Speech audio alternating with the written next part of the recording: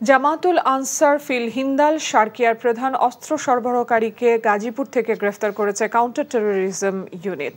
তাদের দাবি, গ্রেফতারকৃত আব্দুল রহিম সংগঠনটির সদস্যদের প্রশিক্ষণের জন্য বিভিন্ন সময় অস্ত্র সরবরাহ করেছে। দুপুরে ডিএমপি মিডিয়া সেন্টারে সংবাদ সম্মেলনে সংস্থাটির প্রধান মোহাম্মদ আসাদুজ্জামান বলেন, আব্দুল রহিমের তথ্য অনুযায়ী বান্দরবান থেকে অস্ত্র ও গোলাবারুদ উদ্ধার করা হয়। বর্তমানে জঙ্গি সংগঠনটি নেতৃত্ব শূন্য হয়ে পড়েছে।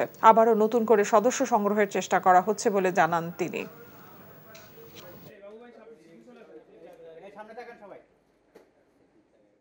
আমরা তাদের কাছ থেকে তাদের সংগঠনের দাওয়াত পেয়েছে বা এই সংগঠনে যোগ দেওয়ার কথা ছিল এরকম সদস্যদেরও আমরা নাম পেয়েছি।